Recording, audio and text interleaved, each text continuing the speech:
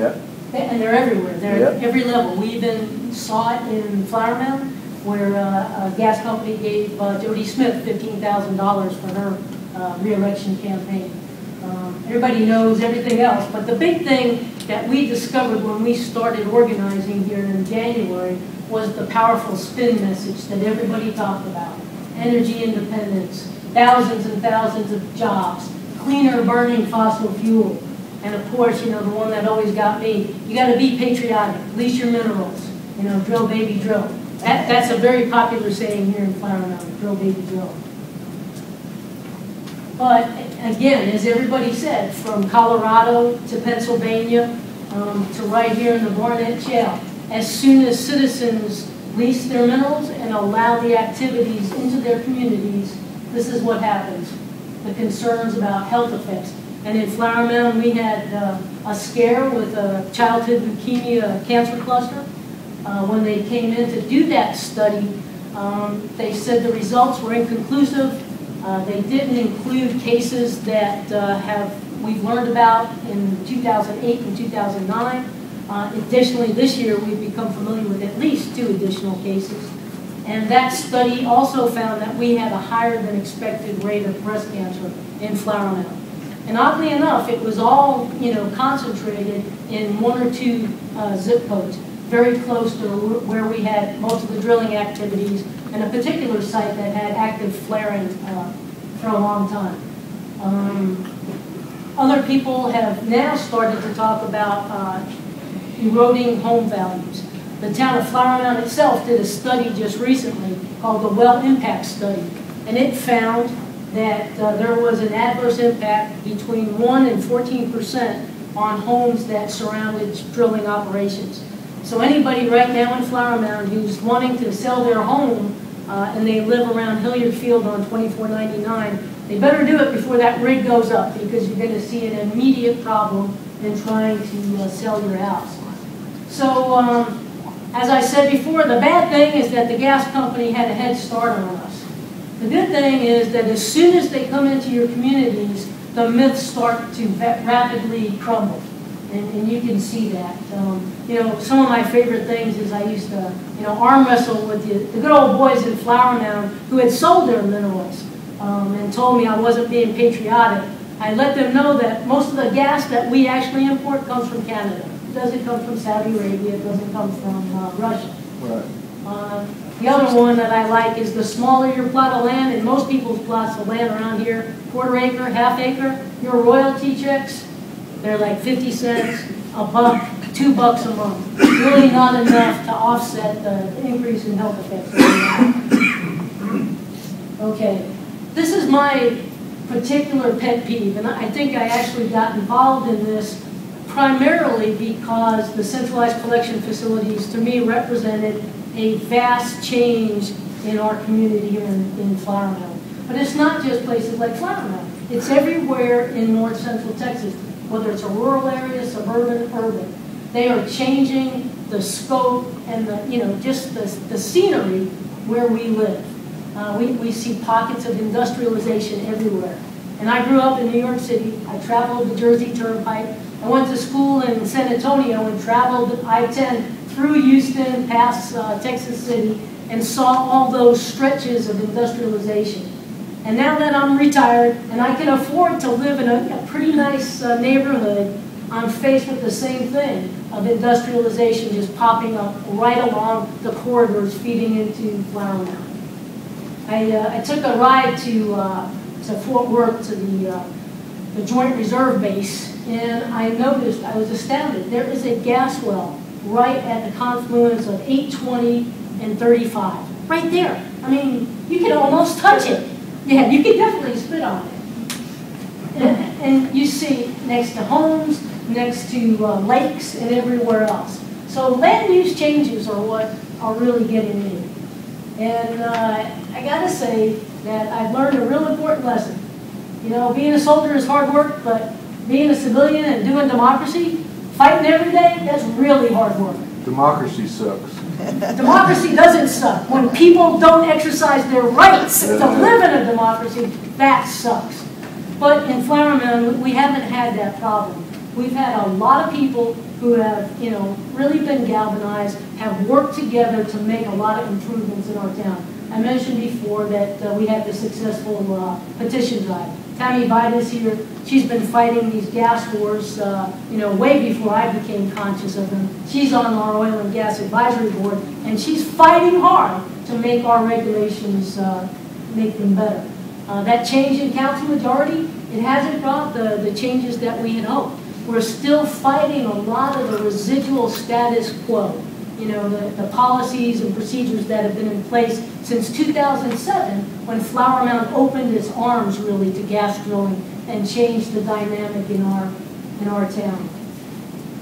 So these are the things that we're actively facing today.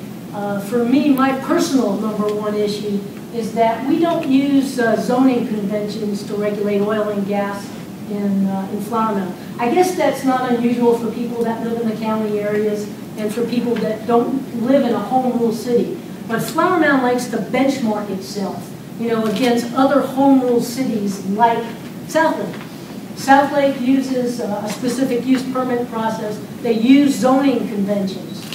They let their public have input into every single gas well application. And so right now, South Lake is about to have its first hearing on its first gas well. And that's coming up. So they have 0 gas wells. I'll show you something later to let you know where Flower Mound stands. So we don't use SUPs, and our gas clerk can approve, administratively approve gas wells without benefit of any public input. That's not too cool.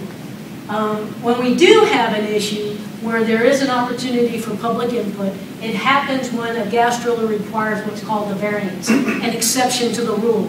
They want to drill closer to a house, closer to, you know, protected waters of the state, closer to schools, you name it. We have no control, essentially, of how far down that variance can be reduced to. So, for instance, let's say our rule says 500 feet from upland habitat. You can reduce that down to 0%, 0 foot from upland habitat if you get the Oil and Gas Board of Appeals to approve that for you. In Flower Mound since 2008, every single variance has been approved that was requested until Hilliard Field. Did I miss one? Red Oak. That was 2008. Yeah, 2008. That was the last time variances were disapproved in Flower Mound, and that gas driller, Red Oak, took the city to the town to court, and the town won. But since that time, it's been afraid to challenge any gas industry. And so it thinks this model of not using zoning, just using siting, will keep, you know, the number of lawsuits down. But what they haven't told us or admitted is that the number of gas wells continues to grow, and the health effects experienced by the citizens continue to go up. I mentioned before that we basically, a couple of us filed a lawsuit against the town about the violations of the state zoning law. Unfortunately, there's a high bar for individual citizens to come over. And I know Neil could probably talk way more elegantly about this than I can. But the bottom line is, before you can even get into the dance, you know, before you can even talk to a judge and argue the merits of your case, before you can say that your town is violating state law, you've got to just jump over this thing called standing. And I mentioned before, you have to prove that they hurt you. So until they hurt us, until a gas well explodes, until we prove a conclusive link between childhood leukemia or breast cancer and the activities in our town, we don't have standing to sue. Think about that. The thing that was very disappointing to us is that even though we changed the majority on council, the town attorney still went after us, I mean, full bore. He didn't have to challenge our standing. He didn't have to challenge jurisdiction in the court, but they did. And there's lots of other reasons for that, and I hope you ask me about that when we come to the... What's his name? His name is Terry Welch, and the firm is Brown Hoffmeister. And they do a lot of seminars about their particular method of regulating oil and gas. They're proud of it, yeah. All right, so what are you doing? What we're doing right now.